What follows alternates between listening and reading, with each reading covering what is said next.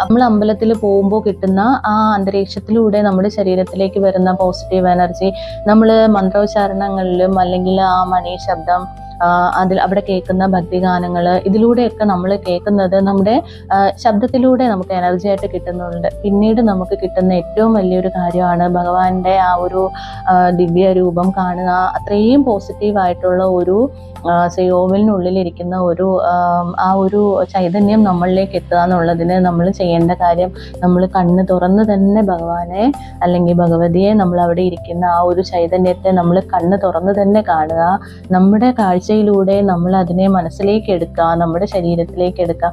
ഇനി നിങ്ങൾ അമ്പലത്തിൽ പോയി കണ്ണടച്ച് തൊഴുന്ന ആൾക്കാരാണെങ്കിൽ നിങ്ങളൊന്ന് കണ്ണ് തുറന്ന് നിങ്ങളൊന്ന് പ്രാർത്ഥിച്ച് നോക്കൂ, നിങ്ങൾ കണ്ടു നോക്കൂ. തീർച്ചയായിട്ടും ആ ഒരു ചൈതന്യം, നിങ്ങൾ കണ്ടിട്ട് വരുന്ന ആ ഒരു ചൈതന്യം നിങ്ങളുടെ ജീവിതത്തിൽ ഒരുപാട് നിങ്ങളെ മാറ്റങ്ങൾ വരുത്തും. നമ്മുടെ ഓറയൊക്കെ അപ്പോൾ വളരെ പ്യുവർ ആവുകയാണ് ചെയ്യുന്നത്. നമ്മൾ നിരന്തരം നിത്യജീവിതത്തിൽ നമ്മൾ അത്രയും അധികം നെഗറ്റീവ് എനർജിയാണ് നമ്മുടെ ജീവിതത്തിലെ ചിന്തകളിലൊക്കെ നമ്മൾ ഓരോ ദിവസവും ആകർഷിച്ചു വെച്ചിരിക്കുന്നത്. അപ്പോൾ ഇവയൊക്കെയും അമ്പല ദർശനത്തിലൂടെ അല്ലെങ്കിൽ ഇത്തരം പോസിറ്റീവായിട്ടുള്ള സ്ഥലങ്ങളിൽ നമ്മൾ പോകുമ്പോൾ നമ്മുടെ ഓറ ശുദ്ധീകരിക്കുകയാണ് ചെയ്യുന്നത്. നമ്മളിലുണ്ടാകുന്ന നെഗറ്റീവ് എനർജി മാറിയിട്ട് അവിടെ പ്യുവർ ആയിട്ടുള്ള ആ ഒരു എനർജി, ആ ഒരു ശക്തി നമുക്ക് നമ്മുടെ ചുറ്റും രൂപപ്പെടും.